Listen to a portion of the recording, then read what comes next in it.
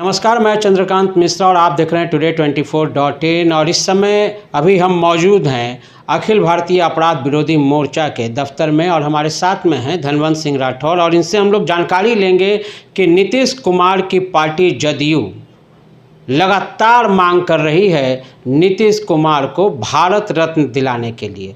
तो क्या ये कितना सही है और इस पे क्या हो सकता है, क्या ये मांगे सही हैं या नहीं हैं, इन सब चीज़ों की जानकारी के लिए आज हम उनके पास आए हुए हैं और हम जानकारी लेते हैं उनसे। स्वागत है सर आपका हमारे चैनल में। एक बार फिर से जदयू पार्टी है, राष्ट्रीय पार्टी, आप जानते हैं, भारत रत्न चाहिए नीतीश कुमार को, क्या कहेंगे आप? देखिए, अपना मुँह मियाँ मिट्ठू होना, ये कहावत है। तो जदयू के नेता, जदयू के कार्यकर्ता की ये मांग है कि मुख्यमंत्री नीतीश कुमार को भारत रत्न दिया जाए। हम भी बिहारवासी हैं, हम तो चाहेंगे कि इनको भारत रत्न क्यों, इनको नोबेल पुरस्कार मिले। यदि किसी नोबेल पुरस्कार मिले, यदि किसी बिहारी को नोबेल पुरस्कार मिला तो पूरे बिहारवासी के लिए गौरवान्वित होने की बात है। लेकिन ये देखना है कि जिसके लिए आप भारत रत्न की मांग कर रहे हैं या जो भी मांग कर रहे हैं, क्योंकि कभी कभी हम देख रहे हैं कि होर्डिंग लग जाता है जी कि दूसरा गांधी नीतीश कुमार, तो कभी कभी महाराणा प्रताप सिंह की तुलना होता है, कभी शिवाजी से तुलना होता है। तो जो लोग इस तरह की मांग करते हैं, इस तरह की तुलना करते हैं, उनको ये सोचना पड़ेगा कि क्या नीतीश कुमार में महाराणा प्रताप की छवि है, जहां उन्होंने घास की रोटी खाई लेकिन मुगलों की अधीनता नहीं स्वीकार की। वही नीतीश कुमार क्या करते हैं, सिर्फ सत्ता में बने रहने के लिए कभी राजद के साथ तो कभी भाजपा के साथ, कभी राजद के साथ, कभी भाजपा के साथ। यही कारण उनको नाम भी दे दिया गया पलटू चाचा, पलटी मार। तो जो व्यक्ति का कैरेक्टर नहीं है, जो अपने सिर्फ फायदे के लिए कुछ भी करने के लिए तैयार है, उसकी कभी महाराणा प्रताप से तुलना करिए, शिवाजी से करिए, दूसरा गांधी कहिए। महात्मा गांधी चाहते तो उस समय प्रधानमंत्री बन सकते थे, लेकिन उन्होंने नहीं बना। तो जिस व्यक्ति को पद से नहीं, उद्देश्य से सिर्फ प्रेम हो, सिस्टम से प्रेम हो, वो व्यक्ति कहीं ना कहीं आगे है।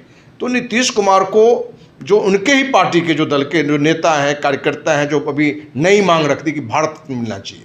भाई, भारत रत्न किनको मिलना चाहिए, उसकी भी एक क्राइटेरिया है।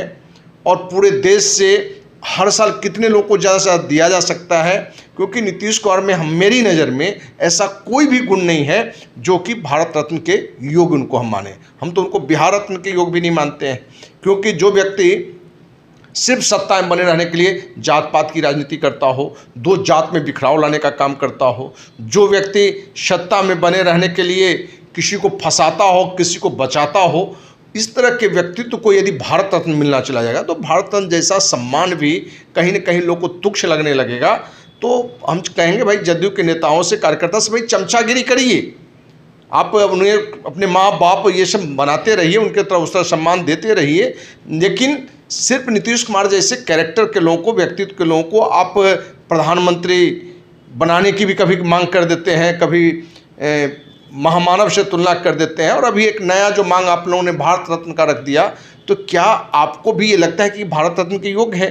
क्योंकि किसके लिए क्या मांग करनी चाहिए और कब करनी चाहिए, ये भी आपको देखना चाहिए। आपने कहा कि उनको क्यों मिले भारत रत्न, तो ये बताइएगा कि जिस तरह से अगर कोई बच्चा गलती करता है तो गार्जियन उसको समझा देता है, पार्टी के कोई लोग अगर ये मांग कर रहे हैं तो क्या ये बात नीतीश कुमार को मालूम नहीं है कि ये बात उनसे कि उनके लिए मांग की जा रही है या नहीं की जा रही? वो चाहें तो उसको दबा भी सकते हैं।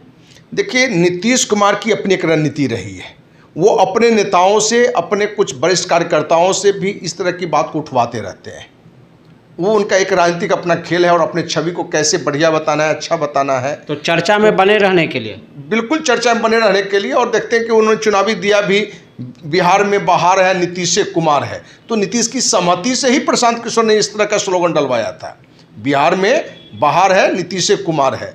तो नीतीश कुमार की बिना सहमति के जदयू के किसी भी नेता, किसी भी कार्यकर्ता की साहस नहीं है कि ऐसा कोई होर्डिंग लगा दे, ऐसा कोई वक्तव्य दे दे, क्योंकि कहीं ना कहीं उसमें नीतीश की अपनी रणनीति होती है। और हो सकता है कि जदयू भाजपा की सरकार है, अपने गठबंधन में वो हैं, तो भाजपा पर एक दबाव भी वो बना रहे हों कि भाई हम आपके साथ हैं, आप भारत रत्न नहीं देंगे तो क्या हम समर्थन भी वापस ले सकते हैं। तो सरकार को दबाव में लाने के लिए, ठीक ना, सरकार को दबाव में लाने के लिए हो सकता है कि उनकी भी एक रणनीति हो, अपनी भी एक खेल हो। तो जो कार्यकर्ता है, नेता है, उनको देखना है कि भाई नीतीश की अपनी राजनीति है, लेकिन एक स्वाभिमान की बात है, सिद्धांत की बात है। नीतीश कुमार कहीं से भी भारत रत्न के योग नहीं है और ऐसे व्यक्ति के लिए भारत रत्न की मांग करते क्या क्या कमी रह गया सर? सुशासन मतलब नीतीश कुमार। देखिए, सुशासन तो यही है कि मैंने अपने सत्ता के लिए कभी लालू के साथ है तो कभी बीजेपी के साथ है, ये हर कोई जानता है। बिहार की जनता को तो सुशासन मिल रहा है। सुशासन क्या मिल रहा है ये आपको भी मालूम है कि पहले नंबर तो ये राजनीतिक रूप से तीसरे नंबर की पार्टी है। कितने नंबर की है? तीसरे नंबर की। तो ये कहीं ना कहीं अपनी उठा पटक के खेल में पहले नंबर का जो हक होता है वो पाए हुए हैं। नीतीश कुमार की सुशासन की यही स्थिति है कि लालू का, यादव का राज था जंगल राज जी। क्या था? जंगल राज। वहाँ उस समय अपराधियों का माहौल था, लेकिन अभी इन्होंने अधिकारियों के द्वारा वही माहौल बना दिया है। भ्रष्टाचार की स्थिति ये है कि लालू के समय से अभी 5 गुनी 10 गुनी ज़्यादा भ्रष्टाचार बढ़ गया है। तो कैसा सुशासन है? जो व्यक्ति का माने कथनी और करनी में आकाश पाताल का अंतर हो। जो नीतीश कुमार ने ही शराब को बढ़ावा दिया 2007 में नई उत्पाद नीति लाके, जिसने शराब को बढ़ाया, घर घर गांव-गांव शराब की दुकान खुलवा दिया, मंदिर मस्जिद शराब की दुकान खुलवा दिया और देश दुनिया में हमारा एक नया नाम दे तो शराब नीति ले आया, मैंने शराबबंदी का कानून बना दिया। और उस कानून का हस्त्र क्या है कि गांव से लेके राजधानी तक आपको जहां चाहिए होम डिलीवरी शराब की व्यवस्था है। और ये केंद्रीय स्वास्थ्य परिवार कल्याण मंत्रालय की जो रिपोर्ट है उसके अनुसार 25,000 करोड़ का सालाना नुकसान है। महाराष्ट्र से ज़्यादा बिहार में लोग शराब पी रहे हैं। तो ऐसा कौन सा सुशासन है? कौन सा इन्होंने बड़ा पुल बना है, सड़क बना है, हर जगह व्यवस्थाएं पूरे देश में बिहार की सड़क और पुल इससे बेहतर देश का हर राज्य का है। बिहार का पुल की स्थिति ये है कि इसी साल कम से कम 50 से अधिक पुल गिर चुके हैं। तो ये सुशासन तो कॉन्ट्रैक्टर की गलती। तो ये सुशासन की प्रति यही तो भ्रष्टाचार है। यही भ्रष्टाचार है कि आप वहां से एक मोटी रकम लेते हैं तो उसमें पुल गिरेंगे। अस्पताल ऐसा बना, पुल बनाने में रकम लेते हैं कौन?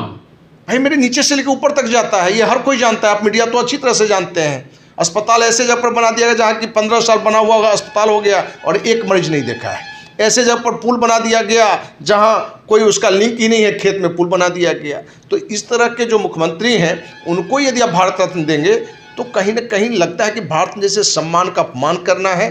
तो हम तो कहेंगे जदयू के नेताओं से कि भाई आप कुछ भी करिए, लेकिन इस तरह की घिनौनी हरकत मत करिए कि कभी गांधी से तुलना करिए, कहीं महामानव महाराणा प्रताप से तुलना करिए, शिवाजी से तुलना करिए और भारत रत्न की मांग कर दीजिए। वैसे हर बिहारवासी चाहेगा कि देश का जो क्रिकेट टीम है 11 खिलाड़ी बिहार का ही खेले, फिल्मी कलाकार में सब सुपरस्टार बिहार का ही रहे। लेकिन उस योग आप होंगे तभी वहाँ रहेंगे। सिर्फ हम बिहारी हैं तो इसलिए हम कहेंगे भाई हमारे बिहार का कोई व्यक्ति प्रधानमंत्री बन जाए, कोई व्यक्ति हमारा भारत रत्न ले ले, कोई व्यक्ति ही हमारा खिलाड़ी भी बने, तो आप उसके योग्यता के यदि हकदार हैं तो ऑटोमेटिक देर से सही लेकिन मिलता है।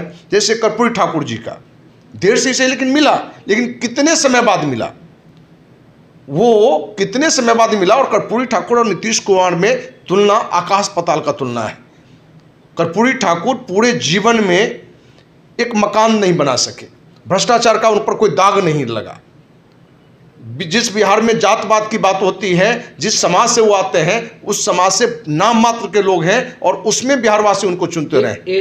एक और आखिरी सवाल आपसे ले लेते हैं कि ये जो भारत रत्न है या कोई भी रत्न, पद्म भूषण, पद्म विभूषण, इन सबों में भी क्या राजनीति होती है या योग्यता देखते हैं लोग? देखिए, ये जितने भी सम्मान बने हैं होना तो चाहिए योग्यता के ही आधार पर। और विभिन्न क्षेत्रों में, सामाजिक क्षेत्र में अच्छा कार्य कर रहे हैं कि सांस्कृतिक क्षेत्र में कर रहे हैं कि राजनीतिक क्षेत्र में कर रहे हैं कि विज्ञान के क्षेत्र में कर रहे हैं कि पर्यावरण के क्षेत्र में कर रहे हैं, जिस क्षेत्र में कोई सर्वश्रेष्ठ कोई बड़ा काम करता है तो उसके लिए भारत रत्न या पद्मश्री, पद्म विभूषण, इस तरह की चीज़ें सम्मान है।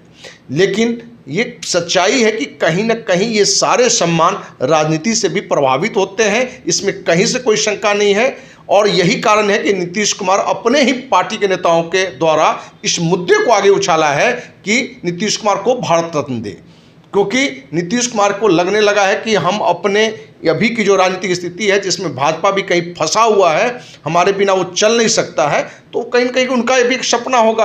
और मुंगेरी लाल का हसीन सपना लोग देखने का अधिकार तो हर किसी को है।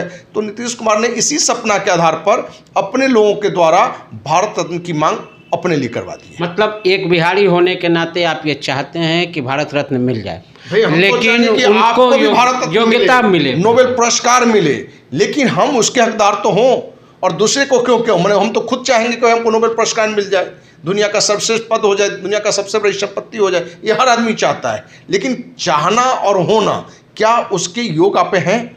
यदि आप हैं तो जरूर प्रयास करना चाहिए। और ये भारत रत्न सम्मान जो है इसके लिए प्रयास नहीं किया जाता है, ये ऑटोमेटिक आपको समाज देता है, देश देता है, सिस्टम देता है। इसके लिए आपको एक गंदी राजनीति करना कि अपने ही लोगों के द्वारा भारत रत्न की मांग करवा देना, ये नीतीश कुमार जैसा ही घिनौनी हरकत करने वाला ही व्यक्ति कर सकता है। चलिए, इतना समय दिया आपने, बहुत बहुत धन्यवाद। धन्यवाद। तो आपने देखा, अखिल भारतीय अपराध विरोधी मोर्चा के राष्ट्रीय अध्यक्ष धनवंत सिंह राठौर हमारे साथ में थे। नीतीश कुमार को भारत रत्न मिलना चाहिए या नहीं मिलना चाहिए, उस पर वो अपनी बेबाकी से अपनी बात रख रहे थे। और मिलना चाहिए, एक बिहारी होने के नाते उनका कहना था कि हर बिहारी को मिले तो बड़ी अच्छी बात है। यहाँ तक कि हमको भी कह दिया कि आपको मिल जाए तो मैं खुश हो जाऊँगा। अपने को भी कहा कि नोबेल पुरस्कार मिले तो भी अच्छी बात है, लेकिन योग्यता के आधार पर मिले तब ये माना जाएगा। तो अब देखते हैं कि आगे क्या होता है, वक्त के गर्भ में क्या छुपा हुआ है ये तो अभी बताया नहीं जा सकता है, लेकिन ये सारी संभावनाएं कहीं ना कहीं बिहार को चर्चा में डाले रहती है। तो इसी तरह की तमाम खबरों से जुड़े रहने के लिए आप हमारे चैनल को लाइक करें, शेयर करें और सब्सक्राइब करें। आपके तमाम सवालों के जवाब की जीत के साथ मैं Chandrakant Mishra, today24.in। Thank you.